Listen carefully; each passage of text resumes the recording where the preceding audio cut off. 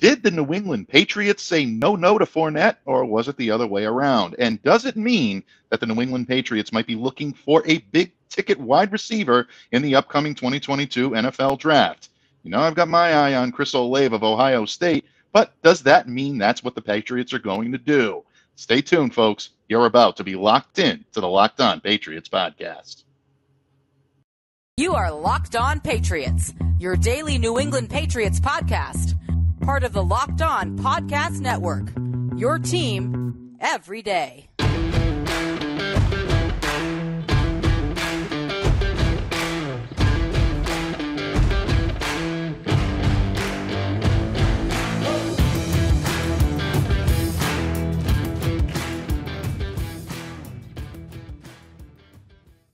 Hello to all of you Foxborough faithful, and thank you once again for making Locked On Patriots not only a daily part of your New England Patriot coverage, but also your first listen every day. Remember, Locked On Patriots is free and available on all platforms, including YouTube. If you're watching us on YouTube right now, thank you very much for doing so. Smash that subscribe button and make sure you do not miss a single second of the action. I'm your host, Mike DeBate. I cover your New England Patriots for Patriot Maven of Sports Illustrated. Reach out to me on the Bird app at MDABATE NFL. While you're out there showing some Twitter love to the Locked On family, be sure to follow the Locked On Patriots account as well at LO_Patriots. And once again, Locked On Patriots is proudly brought to you today by our good friends at RockAuto.com. Amazing selection, reliably low prices, all the parts your car will ever need. Visit RockAuto.com today and tell them Locked On sent you. As you can see, folks, for the second time in only a couple of days, we are extremely and esteemedly honored to be joined by our resident voice of reason here on Locked On Patriots, columnist extraordinaire for PatsFans.com, the host of not one but two amazing Patriots podcasts, Patriots 4th and 2, and of course, One Patriots Place with our good friend, the Count of Murphy Fisto himself, Thomas Murphy, and the lady of Locked On, who will be joining us tomorrow here on Locked On Patriots, Claire Cooper. My Patriots Paisan is here today, Steve Balestrieri. Steve, thank you so much for joining me today. Welcome back to the Locked On Patriots studios. Oh, it's a beautiful day in the neighborhood, isn't it? So it's always a good time to talk football, and, you know, talking Patriots is never a dull moment. And I look forward to every time we talk. Absolutely. You're right on the money. I always look forward to talking football with you. And there are a couple of stories in the news about the New England Patriots, and we're going to get to a couple of them today. Of course, my play on words, no Fournette, folks. I'm going to get to that one in just a minute. And Steve and I are going to talk about some possible big-ticket wideouts. I know you heard me mention Olave earlier. Some of you are probably like, Mike, he's not going to be there at number 21. Allow me to dream a little bit here, folks. But bottom line, the New England Patriots, I think, are going to be in the market for a wideout. But interestingly enough, Steve, just a little while ago, from the time that we're recording this podcast, the Patriots releasing, or I should say, the details of the contract for Trent Brown, returning now on a 2-year deal to New England, worth up to $22 million. Very low salary cap hit to begin with. Bill Belichick is doing a good job of structuring some of the contracts that he's doing to not have big cap hits down the line, not have big cap hits right up front, allow him to be able to have some flexibility. Your brief thoughts, Bud, on Trent Brown's return and what your reaction is to some of the details that are coming out now with the contract. What are your thoughts on Brown returning to New England? Well, I think it's a great move bringing back Trent Brown. I know he's played very well while, the 2 times he's been here. He loves playing for the Patriots and Bill Belichick. Imagine that. Some people, would tell you otherwise. But, I think he's been most successful in a Patriots uniform. I think the team wanted him back. And, there was a little give and take. He went out to Seattle. But, I think bringing him back was a great move. And, you and I talked about it just on Friday. Right. A lot of people were very upset because they felt like, the team is now we need 3 offensive linemen and we need this and that. Now things are starting to fall together as they always do. Bill has a plan. I think it's a great move bringing back Trent Brown. yeah, there are some injury concerns, but his cap hit is not going to sink the ship, at least in 2022, which that's what they needed. So I think it's a win all the way around. Yeah, I think it's a win all the way around as well. And look, now you have that solidified presence on the right side at the end of the line at right tackle. I know some people are saying, oh, well, they should slot Isaiah Wynn inside at guard.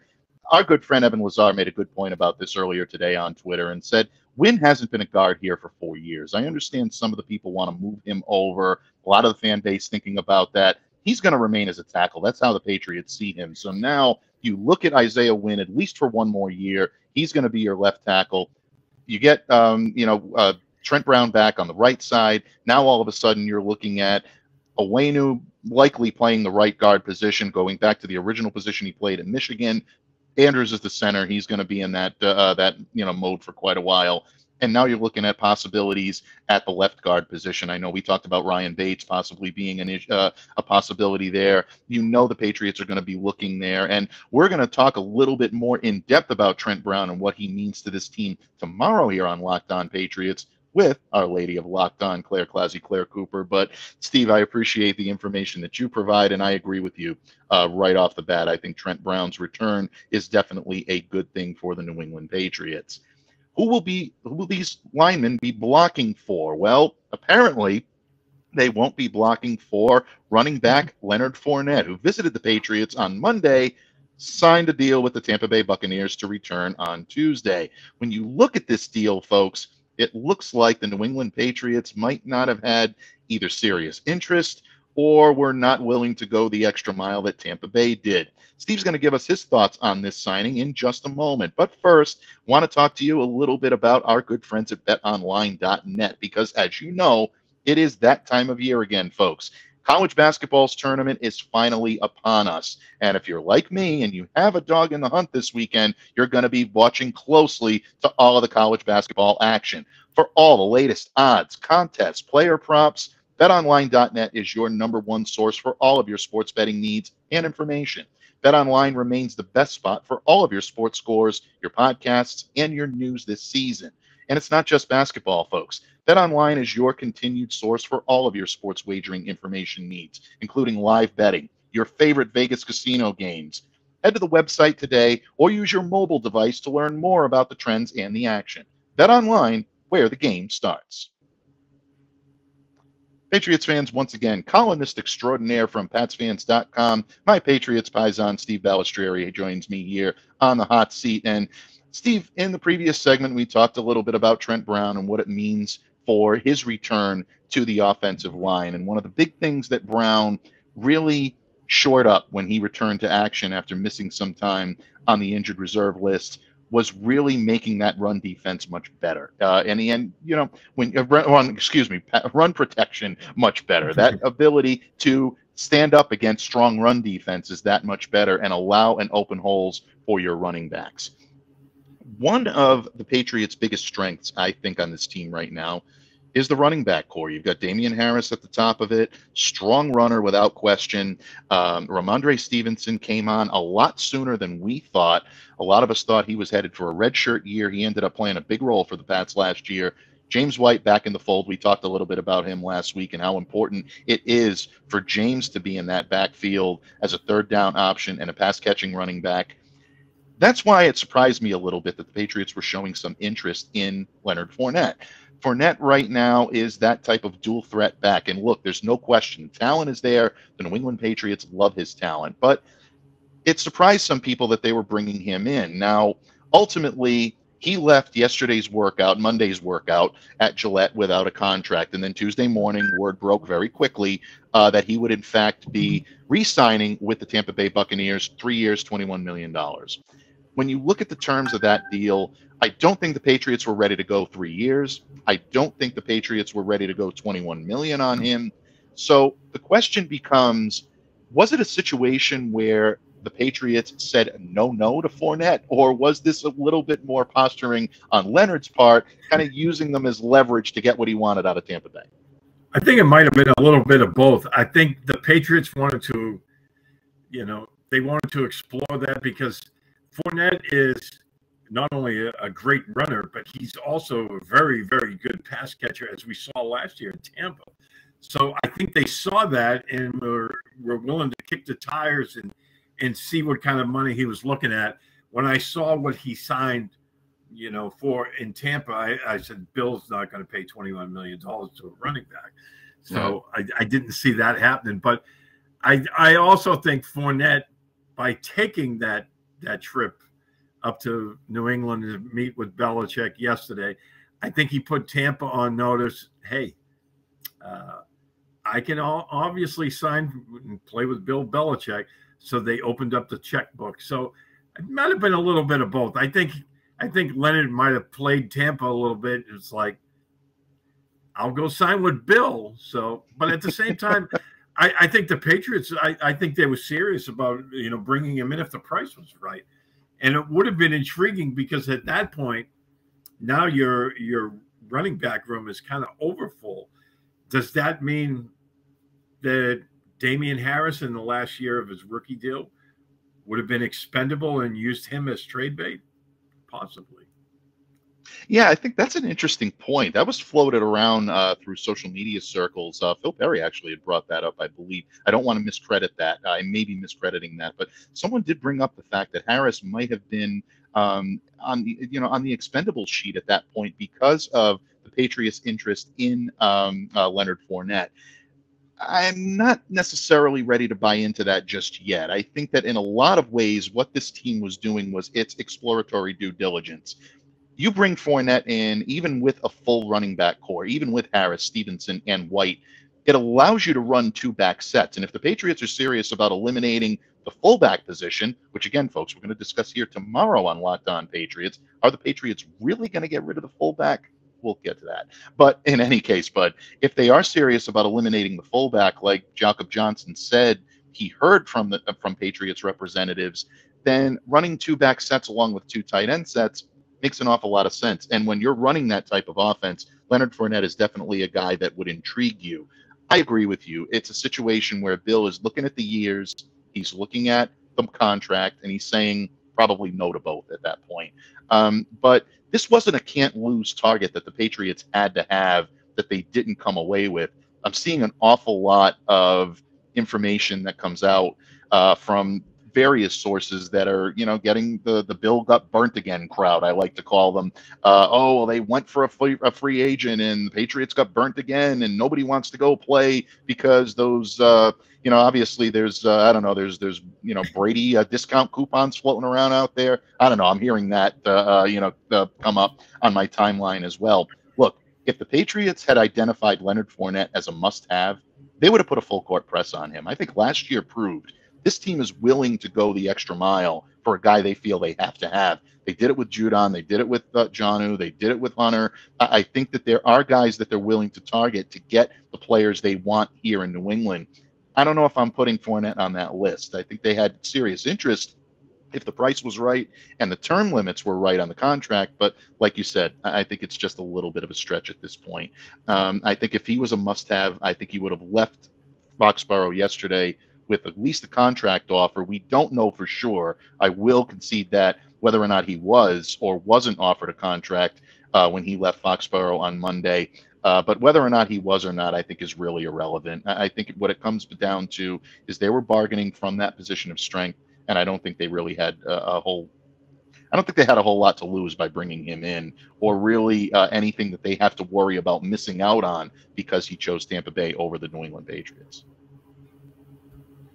Absolutely. I totally agree with that. And again, I think both sides played each other a little bit, and they judged some interest that was out there. I think they did have serious interest. I think, Bill might have bid on like maybe 3 and 15, but not 3 for 21. I don't see that happening. Yeah, I think that is a little bit on the high side. And, maybe Steve, getting a clearer picture of what the Patriots are looking for in free agency might lend a little bit more credence into what they might be looking for in the draft? Are they looking for free agent? Are they looking for big ticket items in the draft as opposed to free agency? Well, one of the positions that everyone wants to watch is wide receiver, folks. And in just a moment, Steve Balestrieri and I will look into our Belichickian crystal ball, and we'll give our thoughts on what the Patriots might be looking for. If they're going to go big ticket, I've got my eye on a couple of guys that might look good in Patriot blue, but there's no guarantee. And we want to know what Steve thinks because, after all, he is our resident voice of reason, and he'll probably talk me back into reality. But before we do so, folks, automotive health is really an issue that a lot of people are struggling with right now, whether it be the price of gasoline or whether it be just keeping your car ready and fresh to start the spring and summer months, wherever you may live, is always a challenge. Well, it doesn't have to be a challenge if you want to make improvements to your automobile, thanks to our good friends at rockauto.com. You can save time and money when using rockauto.com because instead of choosing to spend 30, 50, even 100% more for the same parts and improvements from a chain store as opposed to a car dealership or wherever you get your parts, rockauto.com gives you the opportunity to get those for a fraction of the cost. RockAuto.com is a family business serving do-it-yourselfers for over 20 years. Rock Auto prices are reliably low for every customer. You don't have to be an insider. You can be a do-it-yourselfer like me and still be able to improve your automobile for the best possible quality with the best parts, because RockAuto.com deals in that. They have everything that you need, from brake parts to tail lamps, motor oil, even new carpet. Go and explore their easy-to-use website today to find the solution to all of your auto parts needs. Go to rockauto.com right now and see all the parts available for your car or truck. Make sure to write Locked On in the How Did You Hear About Us box so they know we sent you. Amazing selection, reliably low prices, all the parts that your car will ever need. rockauto.com. Patriots fans, we're close to wrapping things up here on this Tuesday episode of Locked On Patriots, here with our resident voice of reason, Steve Balestrieri. And Steve, in the previous segment, we talked a little bit about Leonard Fournette and the Patriots courting Leonard. We used the term no Fournette. Any Red Sox fan knows exactly what I mean by that. Steve's chuckling. He knows. He's a history student. He's a history buff just like I am. Of course, folks, for those of you that may not be familiar with that, Harry Frise was a former owner of the Boston Red Sox right around the time of 1917, 1918. And he was the infamous owner that sold Babe Ruth to the Yankees, getting the money in return to finance a musical named No Nanette. So No Nanette, No Fournette. You allow me a little levity here on this Tuesday. But Steve, let's get down to business. Let's talk business, bud. I think the New England Patriots are looking to this draft as an opportunity to build at some key positions for the future. We know the laundry list of holes on this team. I use the term loosely because I think it's just opportunities that the Patriots have to improve. We've heard about corner. We've heard about linebacker, that the Patriots may have some interest in offensive linemen, depth pieces to be able to come in, maybe find a starter of the future. But the one position that all the fans seem to be focusing on is wide receiver. And wideouts right now, this is a class that has some talent. There's no question about it. But it's a question of whether or not the Patriots want to look for talent in day 2 or day 3, or whether or not they want to go all in, push the chips on the table, and go day 1. I've made no secret of the fact that Chris Olave is my draft crush from Ohio State. Watched him in the combine. His draft stock's going through the roof.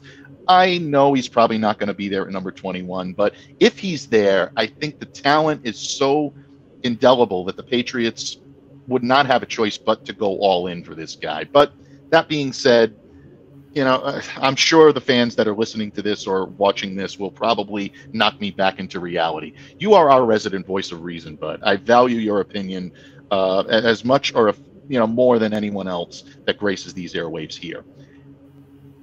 And if the Patriots are going to go wide out in this draft, and I think they will at least address the position, are they going day 1, or are they definitely going to go day 2, day 3, unless that day 1 prospect is a 100% can't miss, like someone like a Chris Olave? I don't think they're going to go day 1. Just their track record tells us they're not. They're going to go day 2 or day 3. But for the sake of our draft crushes, I know you talked about Chris Olave. If they were to go on day one, the guy that I would absolutely go bonkers over probably wouldn't even play this year, and that's Jameson Williams from Alabama. Yeah. And you talk about a guy who had 11 touchdowns of over 30 yards. You're talking about a guy that absolutely just blasts speed, and talk about separation. And he tore his ACL in the SEC or the national championship game.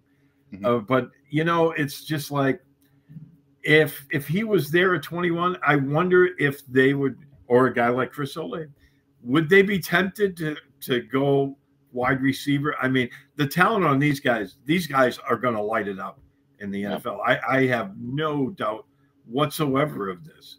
Would they be tempted to, push the chips in the table? I still kind of doubt it, but it's a fun thought to think about, because boy, this offense would look a lot different with those guys out there. Yeah, they really would. And the Patriots do place a premium on premier route runners. Olave is definitely one of them. Williams, you've got to love his upside when it comes to that. I mean, the only thing that would be holding, I think, Jameson Williams from being potentially a top 5, top 10 pick would be his injury history. Other than that, he's got the talent all the way around to do it. I would love to see him, the Alabama connection. There's no question about it. He is definitely someone that catches your eye. I've talked a lot about Olave. I'm not going to bore our listeners if you haven't. There are a couple of episodes out there, including those on YouTube right now, where I do gush, poetically about Olave and his route running capabilities. He can work vertically. He can work across the middle. This kid can do it all, and he's got the great speed for it as well. Jahan Dodson is someone that is kind of climbing up some draft boards right now as well. Kid out of Penn State. I love the fact that this kid is such a sure hands catcher, and that's something that New England, I think, always places a premium on. Protect the football. Don't drop it. Don't turn it over. This kid has that ability to be able to do it, and he's a pretty good route runner as well. So I don't think the Patriots would use number 21 on Dodson if he's still available there. That's a stretch as well. I mean, there are teams that are looking for great wide receiver talent. I think he actually may be off the board before then, but if he's still hanging around there, these are guys that the Patriots may want to take an interest or at least a look at if they are serious about wanting to improve their wide receiver core. At the end of the day, Bud, I do tend to agree with you. I think the Patriots are probably going to go day 2, day 3 for wideouts. I think they have other holes on this roster, most notably a corner that they're probably going to address early on, unless they decide to trade out of the first round, which will really send the fan base into hysterics. If you think they're restless right now, wait till if Bill does trade out of the first round, there are going to be a lot of upset people. But if they do go day 2, day 3, Murph and I mentioned John Mechie the second an awful lot. What would you look at? Is it Mechie that's the guy that they would look at there, or who else do you have your eye on as a potential impact player for this team if they go day 2 or day 3? Yeah, I mean, I think Mechie is another guy. He might not play this year because he got hurt in the SEC championship game. But you talk about another guy that has that extra gear once he gets the ball in his hands. He gets a ton of separation. I really like him as well. And if they decide to take him at 54, that wouldn't break my heart whatsoever. But you mentioned Dodson. I think he's a really good, maybe day 2 guy. Another guy out of the slot, and you and I were talking about slot receivers the last time I was here.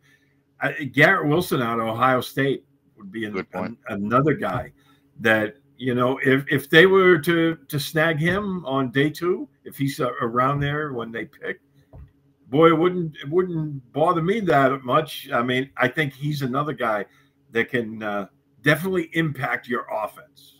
Yeah, without any question about it. And you make an interesting point about targeting guys that can play in the slot. I think all of the guys that we've mentioned have the ability to line up there as well as be that vertical deep threat that you're looking for. Wilson is primarily a slot guy, and that wouldn't break my heart either, to use a term that you just used, because the Patriots always operate when they have solid performers in that slot receiver position. Guys that can maybe line up on the outside, but that's where they're most comfortable and that's where they're in their wheelhouse.